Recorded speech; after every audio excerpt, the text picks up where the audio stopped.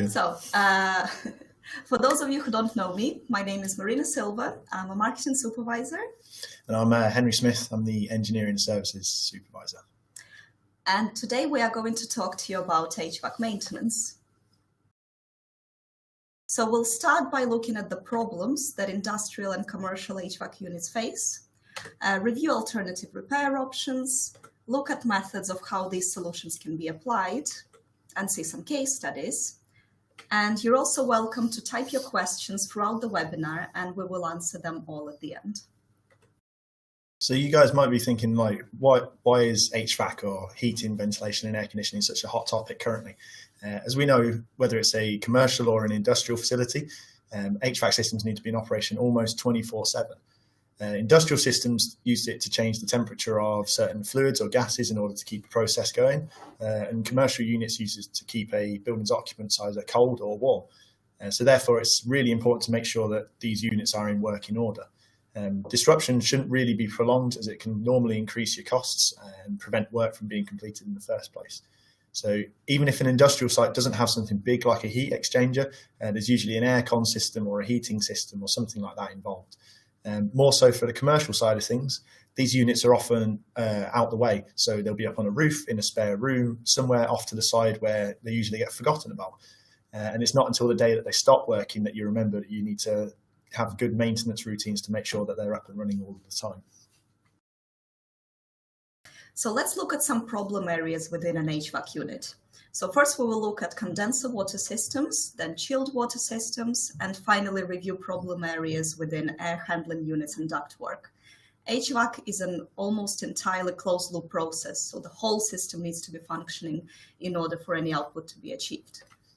The main thing that's really stopping this output from happening in a lot of cases is corrosion. As we all know, corrosion is a massive battle for anybody who owns any type of equipment usually. And building owners, managers, integrity engineers tend to struggle to maintain the integrity of units such as HVAC. So to get a corrosion cell, we only need three things. You need an anode, a cathode, and an electrolyte. But unfortunately, in this type of situation, all of these are present within an HVAC system. So to take an example, as you can see an example of a tube sheet heat exchanger on your slide at the moment. And they're a classic example of where you get this type of damage. Large surface area of metal in contact with a large volume of liquid makes them susceptible to corrosion. Not only the standard general corrosion, but also bimetallic or galvanic corrosion as well. So if it's not properly treated, effectively the metals gradually self-destruct when they're exposed to these circumstances. Usually in a tube sheet heat exchanger, the tubes are made from copper while the face is made from something like mild steel. And it's because copper is a more noble material, the steel begins to corrode preferentially, causing a really rapid loss of material.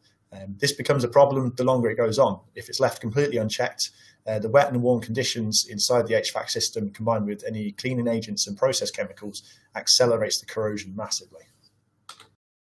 So some of the standard solutions you might come across, in a lot of cases, replacement is normally the first port of call. Obviously, this brings you back to your starting point with a brand new bit of equipment. However, it doesn't necessarily last. So you need to ask yourself, have we found and fixed the root cause of this issue? If the answer is going to be no, then you can probably expect history to repeat itself. Patch repairs and weld overlay are, to put it simply, adding just more metal to the surface, and with these you can encounter a few issues. Either you're not fixing the issue permanently, it could happen again in some cases, or over time you'll need to complete multiple repairs to the same piece of equipment. So it makes sense to choose something which would prevent it from happening again across the entire piece of equipment. You could perhaps choose to use a certain type of paint or sacrificial anodes or something similar, but these either have a limited service life or require constant replacement and maintenance. So in order for them to be effective in the first place. So we'll look at the condenser water systems now. Large office buildings, hospitals and schools typically use one or more cooling towers. And unlike the large concrete units we see at power stations, these smaller cooling towers commonly constructed from galvanized steel. And the combination of air, water, chemicals, and heat in cooling towers creates a severe corrosive environment. And we usually see perforations and severe metal loss on units which have been in service for some time. So let's look at some of the solutions that we can recommend for these types of problems. So our first case study brings us to a local bank where we are looking at 3 Marley cooling tower cold wells. And this type of system is usually protected by galvanization of the steel. However, the chemicals which were being used to treat the water were so strong, they actually ate away the galvanized sections of the steel.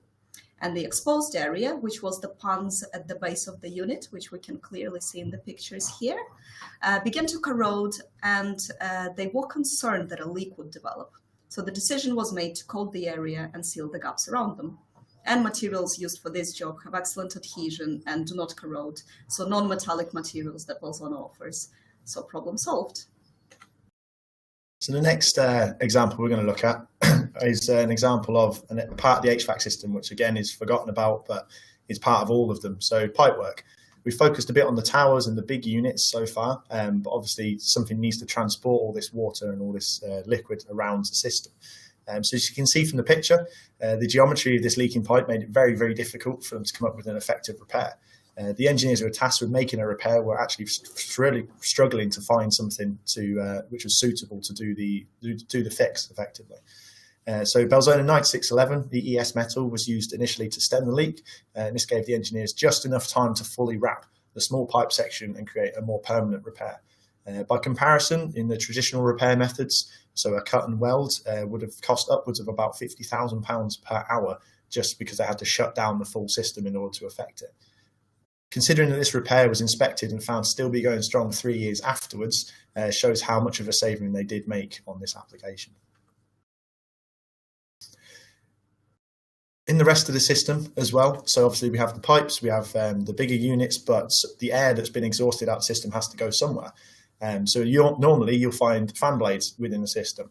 On first glance, a fan rotating and forcing air out of the system doesn't seem like it would have that much damage done to it. However, much like their bigger turbine counterparts, the small amounts of moisture in the air can cause really severe erosion to the leading edge of the blades. The blades themselves are designed to a very, very tight specification. So any deviation in this design causes issues such as efficiency loss. The repair method itself is relatively straightforward. So begin with surface preparation and rebuilding using a paste grade. You can then apply a ceramic coating onto the leading edge to prevent that erosive damage from the moisture contained in the air, and then apply a general polymeric coating for protection from corrosion and also chemical attack to the remainder of the blades.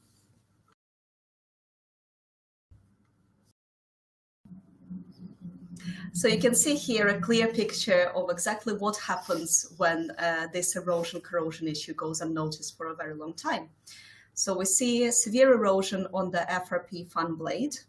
And in terms of repair, after surface preparation and conditioning, the worn edge of the blade has been rebuilt with the ceramic epoxy that Henry talked about before, which adheres very well to FRP.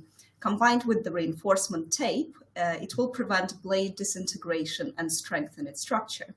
So it's a great alternative to replacement, and jobs like this can even be carried out in situ. So the reason for this next repair taking place over in Texas was because the system itself was beginning to lose efficiency, mainly due to the erosion of the blades. The customer was finding that they needed to replace the blades every 5 to 7 years, and because they had 12 towers, you can imagine in each of these towers they have a couple of blades. That's going to get very, very costly for them to constantly replace them. So using 4 different products from Belzona, including 1111 and some of the ceramic coatings, they rebuilt the blades back to their original specification. The customer actually noted after that they'd saved as much as 80% on their replacement costs. This was down to the minimal amount of material and equipment they needed to do the repair, and also the overall cost of buying new blades in was very high in comparison to the repair that they completed. So we're going to have a quick look now at the chilled water system section. So chillers and heat exchangers are a vital part of any heating or air conditioning system, and failure can normally be caused by a couple of issues. So as we've already mentioned, corrosion leads to wastage and metal loss on the tube sheet face around the coolant tubes, and this can be classed as either general or galvanic corrosion. And the second one is leakage. So this loss of metal, mainly through erosion or corrosion, can cause leakage of this coolant and potentially contamination of the chilled water itself. Again, drops the efficiency. Normally, a corrosion allowance is designed into the system to accept anticipated levels of metal loss. However, throughout its lifetime, metal losses will gradually occur, and if the corrosion allowance is exceeded, and the gaps begin to appear, eventually you'll get recirculation, which again drops your efficiency massively. So in order to prevent this from happening, there's a way to apply epoxy materials to a tube sheet face in order to stop the corrosion from the start. So first, an epoxy paste is used to rebuild any lost metal, and then we use a ceramic-based coating to prevent the damage from reoccurring. If you can prevent that liquid from contacting the surface in the first place, then you can prevent the corrosion from even beginning. So let's look more closely at the process of repairing and protecting tube sheets. Yeah.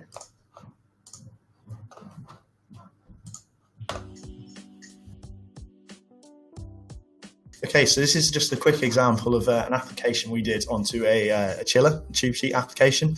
So the first step is always surface preparation. So the first thing they're going to do is insert these corks into the tube sheet.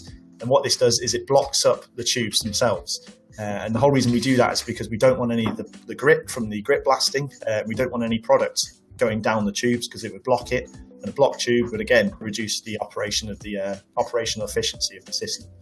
So once all your tubes are in and your corks are in and everything's enclosed off and ready for blasting, you start with surface preparation. Ideally, grit blasting is the preferred option for it because it removes all the corrosion, it cleans the surface really well, and we're looking for a 75 micron profile to the surface. Afterwards, remove those corks and replace them because they would have been slightly damaged from the surface prep process, and again, refasten the corks back into the tube sheet itself. In order to get this metal back up to a surface where we can apply a coating, you then mix up the epoxy paste grade, and then he's just going to use a spatula and paste that onto the surface after the surface prep to rebuild it and get a nice flush finish to the application. After the Belzona is cured, the paste grade is cured, you then remove all of the corks in order to avoid, again, the product, to avoid the product going down the tubes, replace them if necessary, and then you can apply the Belzona 1321 or other ceramic-based coating directly on top of the Belzona paste grade, as long as you're still within that overcoating window. They used Belzona 1121 in this example because it had an extended working life and also an extended overcoating window for the product, which meant they had plenty of time to apply this material on top.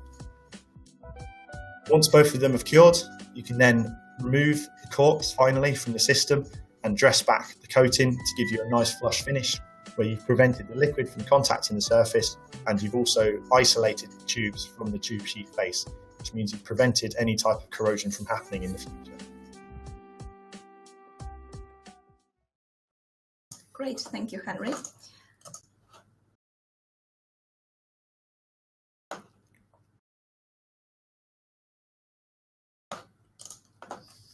We do also tend to get a lot of questions about how you can remove the corks. Mm-hmm. So in terms of removing the corks, if you're going to be, you can do it manually using a corkscrew. It takes a bit of time. It's quite labor intensive, but it is the easiest way to make it most accurate. Or if you can get to the other end of one of the tubes, you can use some compressed air and you can blow the compressed air down the tube and it will pop the cork out on the other side. That's the easiest way I've found to remove them myself. Great, thank you. So before I talk a little bit more about this application, question for the audience. Can you guess how long this repair has been in service? So it's, and if you can guess, please type your answers in the chat, please. So how many years this tube sheet repair has lasted? And this heat exchanger, we unfortunately don't have a picture of the before state. So this is the picture of after X amount of years in service. So it's been suffering from galvanic corrosion, and the customer was quoted $350,000 to replace this unit. And we're not even talking about the cost of downtime here. This is just the cost of the new tube sheet. So a Belzona repair was completed for approximately $25,000, so you can do the math. And the application itself, so we have a few guesses, 10, 7, 15. It does depend on the situation. What we tend to see is that once the tube sheet has been repaired, it will last for a very, very long time, because you eliminate the problem. So you eliminate the problem and it will last until you retire it. So in this case, the application was completed in 1973 and the unit was set for retirement in 2009. So that happened 35 years after it was originally repaired. So it's a bit of a testament to the longevity of non-metallic materials. Yeah, so similar sort of vein to the previous one that Marina was just talking about, but this was more of a commercial type application because it was in an airport actually in Stockholm in Sweden. In some cases, the cooling water that's used within the heat exchangers isn't necessarily brought from a pure water source. So the water supplied to this heat exchanger actually came from a local river system, which meant it came with the water, but also lots of other undesirables within the system. Mainly, the thing they didn't filter out was the salt. And obviously, as we know from marine environments, corrosion accelerates massively when there's salt involved. The chiller itself was steam cleaned and all those salts removed, and then they followed exactly the same process as you saw in the video a minute ago. They repaired it in 2005, came back and inspected it in 2008 and found it to be in exactly the same condition as it was when the guys reassembled it back after they'd coated the system. And then again, a similar sort of system, but a bit smaller this time. The chiller unit in this case was over in Indianapolis. It was in a downtown area, which is important for the application. It became corroded over time because of the heat generated in the system. A poor weld seam had actually caused some of the condensated water to pool between the two layers of insulation, and that resulted in a lot of CUI or corrosion under insulation damage to the metal wall, which caused it to really thin down a lot. The biggest problem faced by the engineers was that replacement would be incredibly expensive, mainly because they needed a huge crane to get this out of the building, and it was in such a densely populated area that it would be almost impossible to do so. The Belzona repair itself was completed with no downtime whatsoever. The system could be running while they completed it, and it prevented the issue from reoccurring, meaning that they could use the repair on similar equipment and effectively just forget about the issue after they've repaired it. So now if we move on to the final section, so obviously the air handling system suffers many similar problems as the pipework.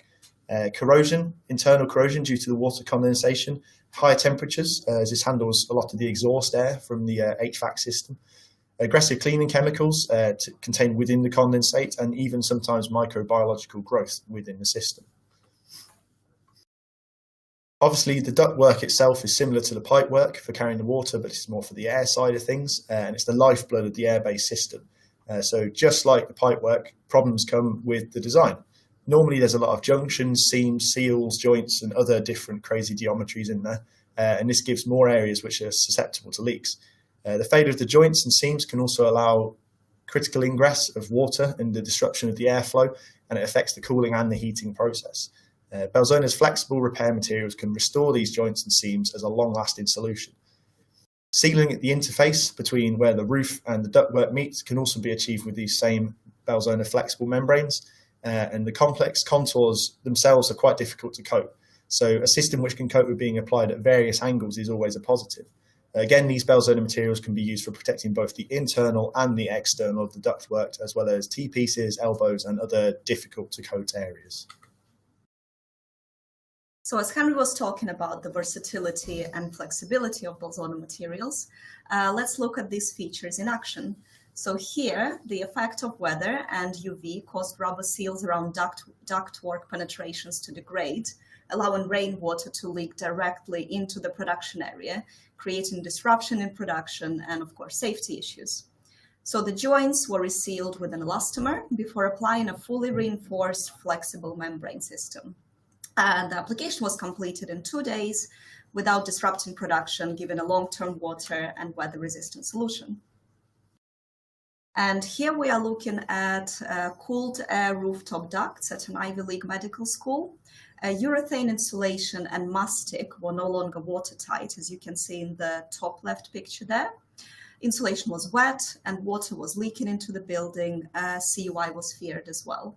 So the original plan was to remove all wet existing insulation, re-insulate and waterproof over 200 feet of 60-inch carbon steel ducts. Very expensive, a very labor-intensive exercise. Thanks to, well, Belzona came up with a better solution. Due to its membrane being microporous, there was no need to remove the insulation, and this membrane could be applied on top of the existing system and is still in excellent condition after 3 years in service. So this is our final know-how in action.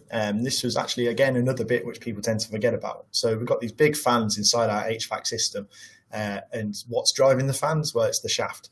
In this case, the bearings on the shaft actually failed and seized, and that caused it to score and take out a huge section of the shaft themselves. So they had to cut this back, as you can see in the top left picture, remove all the damaged material, and then they needed a solution to be able to reform this and have it back up and running the following morning. So this repair was done overnight. They used Belzona 1111 and a former, as you can see in the bottom left picture, to give them a good solid finish and a good clean finish. So when they removed it, there's minimal dressing down and they can put the shaft straight back into service as soon as it had cured. There's no need to machine it or grind it afterwards, and there's nothing additional that needs to be added to the system in order for it to be ready to be to put back into service the following morning. So just to recap, we wanted to summarize some of the benefits of using non-metallic and other Belzona materials for HVAC repairs and protection. So cold curing and solvent-free nature of these materials not only makes them safer to use, but aids the application as there is no shrinkage or distortion of the material during curing. And all cure with a wide application window and no external heat or specialist tools required. And in terms of performance, all the materials we've shown have got or exhibit very, very good adhesion to a wide variety of substrates. And there's a lot of products which can cope with a lot of varying levels of chemical or mechanical attack. Obviously, we don't have time to go through every single one of them at the moment. And these products are also designed to provide a long-term solution as opposed to just a quick fix. So you saw the example of the heat exchanger that lasted for 35 years. That's a considerably long time if you take into account all the different replacements and all the different weld jobs that they might have had to have done should they have not used the Belzona system. So as you've noticed, we've mentioned a few case studies, and we just wanted to, well, either tell you about it if you don't know, or remind you that we have a website where we actually share all of the case studies that we have collected from around the globe, and you can find it on khia.belzona.com. Very simple to use, similar to Google or any other search engine. You just search for, I don't know, tube sheet repair or heat exchanger, and you would find all the different repairs that have been carried out. Some of them have been inspected after years in service as well. That's why we got the 35-year example. And another benefit of using Belzona systems that we can talk about is our technical know-how and support available across the globe. So Belzona has been working with a large network of distributors for many, many years who are very experienced in the application of such materials, and they can offer local service and support. And if any solutions during this webinar have caught your eye, Belzona will be able to assist you wherever you are. And to find your local representative, you can visit belzona.com.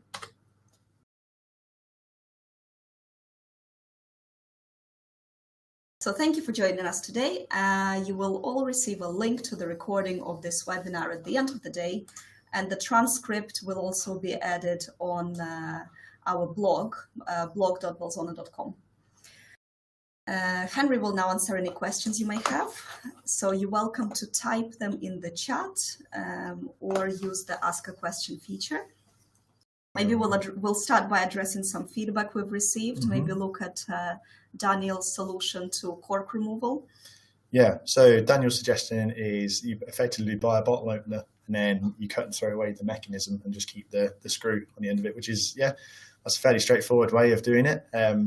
You could go for the handheld version, but obviously it would take much, much longer. So yeah, so it's a good engineering solution to get around being able to, that'd be more for where maybe you can't access the other side of the tubes to push the compressed air through, or maybe the tubes are so long, or it's one of the systems where it loops back on itself, you can't force enough air through to get the corks out.